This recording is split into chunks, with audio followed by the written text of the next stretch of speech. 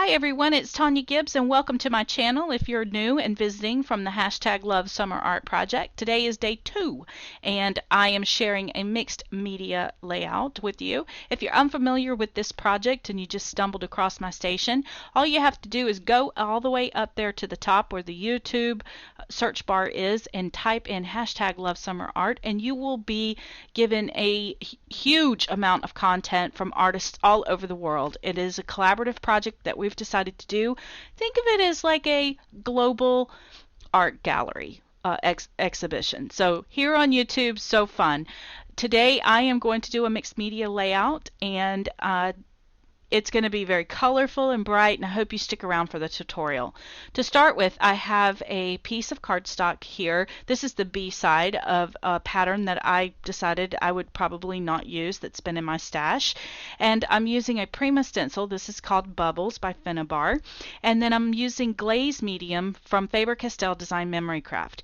Think of this glaze medium as like a varnish. It's very shiny and it will resist the mediums that are added on top of it. So I need this to be completely dry before I begin to the next step. So it's hard for you to see here, but when I add the color, it's going to pop, trust me. Also, you don't want to heat set that because it will pool up and blister as you apply heat to it. So I'm just, like I said, leave it alone and let it do its thing. So while I'm waiting for that to dry, I have pulled out a piece of cardstock here. This is just a generic cardstock you can get from anywhere. It doesn't matter the weight.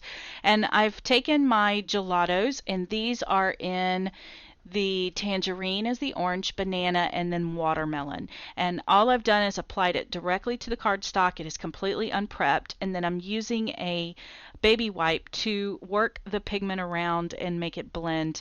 And it's just so luscious. I love these gelatos. These are from Faber-Castell Design Memory Craft and one of my go-to mediums every time I am creating. So once I have the blend that I'm after, I'm going to pull out, this is a notebook that I keep all of my stencils in. It's just one of those cheap 6x6 photo albums. Stencils fit perfectly down inside of it. These are all from the Crafters Workshop, and I've decided to use the mini Harlequin stencil. So I've taken one of the Ranger craft mats and I've wrapped it around a cutting board and taped it in the back, and that's what you see there on the right for my palette. I've added a little bit of white gesso to that, and I am going to use a cosmetic sponge to randomly add these harlequins around my design. This is a fun way for you to incorporate some custom designs in your own projects. You could use prints that you've pulled from a printing plate. Also a super fun way to frame your photos and things on your scrapbook projects. So this is a stamp from Indigo Blue and Lemore Weber Designs. It's the Rugged Edge stamp. Absolutely love it. And I'm using my Faber-Castell Design Memory Craft Stampers Big Brush Artist Pen and Magnesium Violet number 160 as my stamping medium. Now I'm just going to cut this entire sheet of paper up into small squares, and that is going to provide me with the backing for my photograph in a nice colorful frame that contrasts. These warm colors will contrast against the light colors and the cool colors of the blues that I plan to put on the background. I'm going to arrange my papers so that the colors are sort of random and they line up where there's a cosmetically peeling. They're not like all the oranges in one spot. The piece that you just saw me cut, I actually pulled this print in my Ustream in July. So if you want to see how I came up with that pattern, then go check out that on my blog. There's a link to it. But I wanted to show you how you can take patterns that don't necessarily go together and make them work together. And the reason they work is because they're all in the same tonal range, and if you notice there's a lot of the same colors in both patterns, so they complement each other really well. So I'm going to go ahead and get that put together, and that little touch of blue that I'm adding to my photo mat will help to bring my background paper up to the top whenever I put my clusters together. So just to kind of fill in a few of those gaps, I'm just going to add a few more of those little harlequins around on the piece that I had just created. And now I'm taking the Lindy's Stamp Gang. This is a glitz spritz, which means it has no pigment in it. It only has the shimmer. And this is the title of this is Pearl Essence. So I'm spritzing that entire photo mat with the Pearl Essence. So now my layout is dry. The background is completely dry. A few hours have gone by. I've gone and done some other stuff and come back. And now I am going to use the Lindy Stamp Gang Trace Chic Magicals. This is the Merci Beaucoup Mint, and I'm being very careful to add just a very, very small amount with a paintbrush to my layout. And when I hit it with that Pearl Essence from Lindy Stamp Gang, you can really see it just splatter. And it's giving me that really cool water effect that I was after. And I love this minty blue because this is really the color of a swimming pool. So I'm tapping it around, and when you see me pull it up to the camera, what I'm doing is blowing in the puddles of water, and that is going to help it to splatter out all around. And if you get puddles that are kind of really thick in some areas, you can just add a little bit more water and it'll blend out even more. It's just so fun, and a very itty bitty small amount of the powder goes a long way. So what I'm doing now is adding score tape to the back of some 4x4 scrap chipboard, and I'm going to use that to back my photo mat so that it's elevated slightly off the background. And the score tape just helps to keep it secure. Notice I'm not going all the way to the edge because I want to be able to tuck things in if I want to later on. I can always glue things down later, but I just really need to make sure that that center is really good and sturdy. I've added some of my Scotch quick dry adhesive, and then whenever I went to lay my mat down, I noticed that I had a little bit of a hole there in the upper right hand corner, so I thought it'd be nice to put some more of the magicals there. This time I'm tapping it, I'm pulling up the water really good and then tapping it with a bottle so that it splatters. It looks just like a water splash. I absolutely love this. And when the camera kind of zooms out a little bit, you'll be able to tell that everywhere the glaze was, the magicals have resisted those areas. So you can really see the clear bubbles that are picking up from the paper below. Now to reinforce some of those circles and bring them all the elements together, I'm using the bottom of my glue there to add with some of that gesso that was on my palette to add those circles. And then all I've done is taken the paintbrush that I picked the magicals up. I've not added any more to it. I just laid it down on the mat and added some white paint to it, and look, I still have pigment there. So I'm going to add some of those blue circles. They're hard to see in the video, but they just kind of help to complement the white, and it's kind of helping to pull that blue from the bottom up to the top photo mats as well. Now I'm grabbing out some gold thread, and to be honest, this step could have been left out, but I do like the fact that it's very whimsical there in the background, and it seems to be a very trendy thing to do these days. I want the thread to stay somewhat organic, so I'm just kind of pulling it up and then laying it down and pulling it in some places. Now it is completely wild, so I did add a little bit of glue there to one spot to get it to glue down completely. So for my real photo mat, I've decided to go with the banana color, and I've just added it to a mat that's cut at 4.5 by 6.5 because I'm going to use one 4x6 photo, and just adding that gelato. Look at that rich pigment there around the edge. Now I'm going to grab out another piece of recycled chipboard, and I'm going to add adhesive to that, and that is going to add a really nice sturdy base to my photo mat. The tape that I'm using today is score tape, and I absolutely love it. It holds for life. And now you can see how it's helping to pull all of those colors together and eliminate some of that chaos. So once I figured out where I wanted my mat, I wanted to make sure that my thread was actually peekabooing out from behind the mat, so you saw me spreading it out a little more. And now whenever I lay this down, again, notice that I did not go all the way to the edge with the chipboard or the adhesive because I want to be able to tuck elements in under my photo mat. And I didn't bother to add too much color there to the center of the photo mat because I was going to put my photo there and you wouldn't see it anyway. So these are, it's called the Pretty Paisley die from Diversions, and these were used in my Ustream as well to create the patterns that you see in the background there. And then the doily that you see was gifted to me by a friend in my church, and she handmade these especially for me, so it's nice to use them. To me, they remind me of a beach towel, so I wanted to use it to back my flowers, and it also helped to bring some of the coral color that's in the photo mat back up to the top.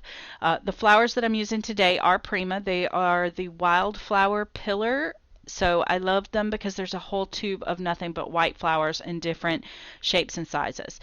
This is a die from a Diversions die. I've been using it with my mono printing, so I am adding it there. It's got some nice variegations of colors there, so I'm just ripped it apart and added it right there to the back of my photo mat. And it's super fun, and it looks like the screen from the pool a little bit.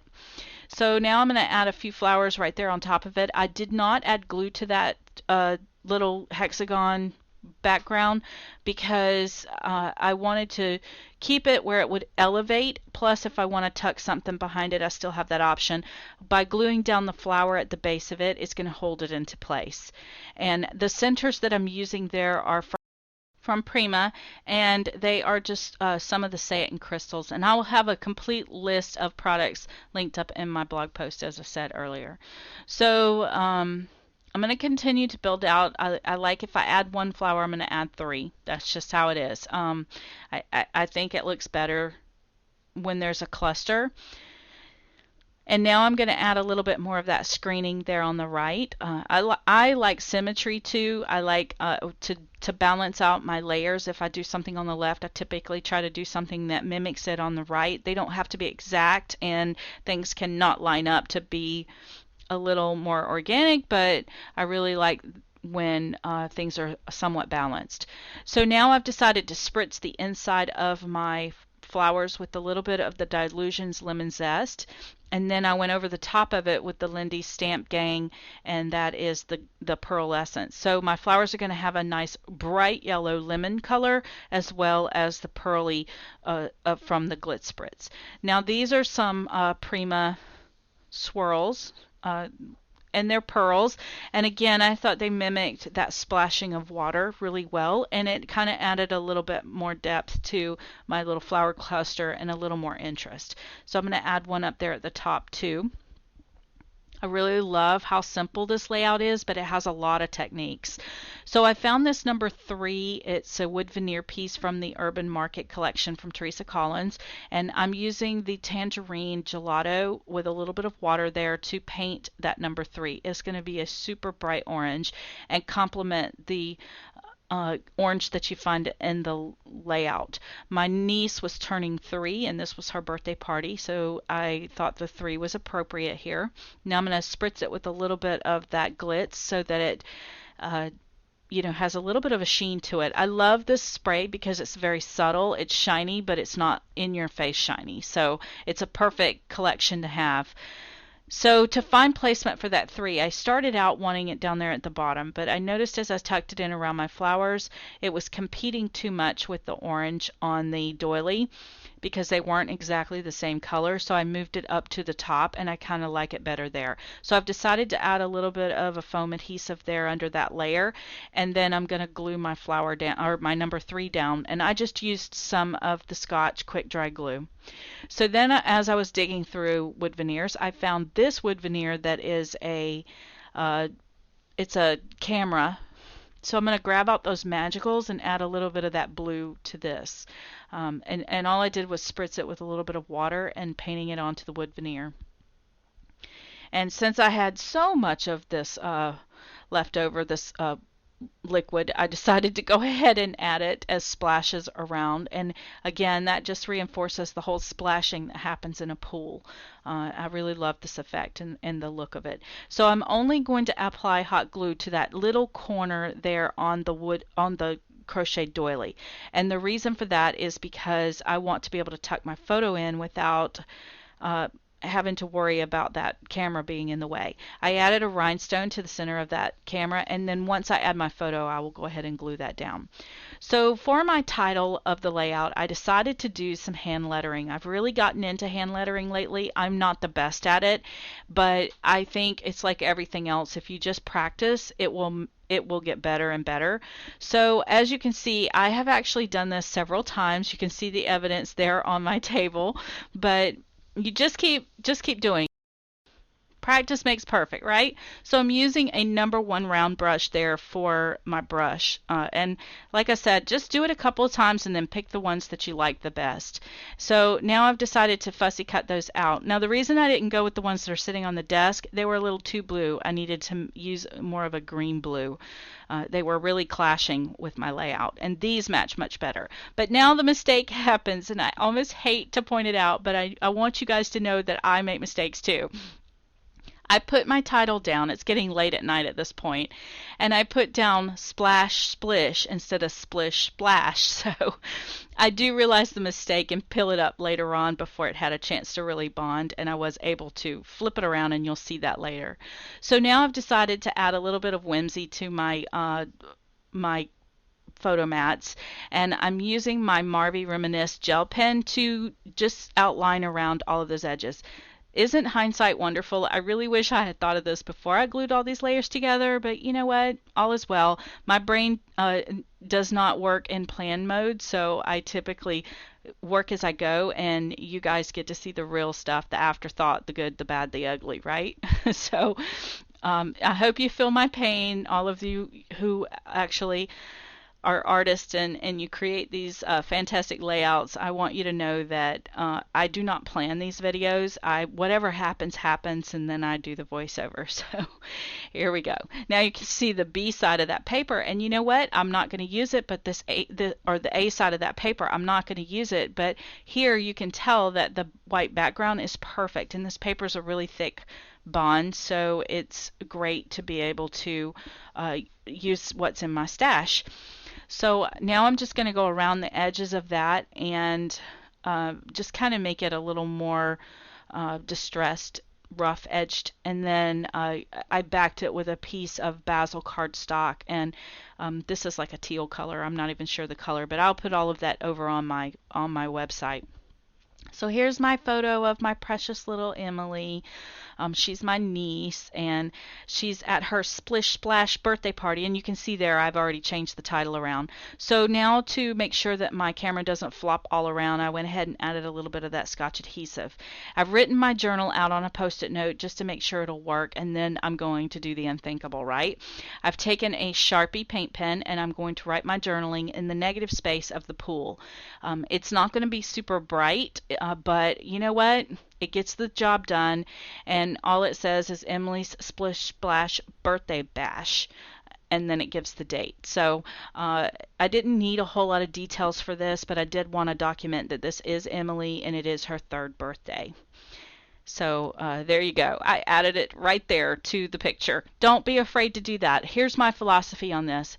This is a digital photograph. It was printed on my home printer. It's probably not going to last forever, but you know what will last forever is the archived digital file that I have. So I'm not worried about it. I'm having fun, and I'm making layouts, and I put them in my book, and the kids love to come over and look at them.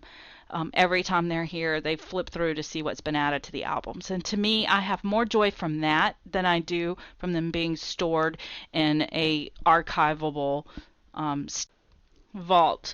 So here are the close-ups of the photos of the layout. You can really see how that glaze resisted the magicals. I absolutely love it. The hand-drawn title is perfect. How could you go wrong with that, right? And then the bright, vibrant colors definitely tell me that this is a summer layout. So I love that Everything is just popping and it's very simple. If you've enjoyed this production, tomorrow come back and visit for the hashtag Love Summer Art Day 3. I'm going to be creating a mixed media card, and here's a little sneak peek at what it will look like. So I hope you have time to come back and visit, or go visit all the other channels as well and find some new people that you can follow. Thank you so much for hanging out with me during this process video today. I know it got lengthy, but hopefully you learned some new techniques, and if you did and you decide to try them out yourself, please hashtag following Tonya Gibbs whenever you share them in your social media so I can see what you guys are doing. I get inspiration from seeing your work as well. So thank you again for hanging out with me. If you like this, please don't forget that comment, subscribe, and links are all down in the description box down below for your convenience. And don't forget to share this with a friend.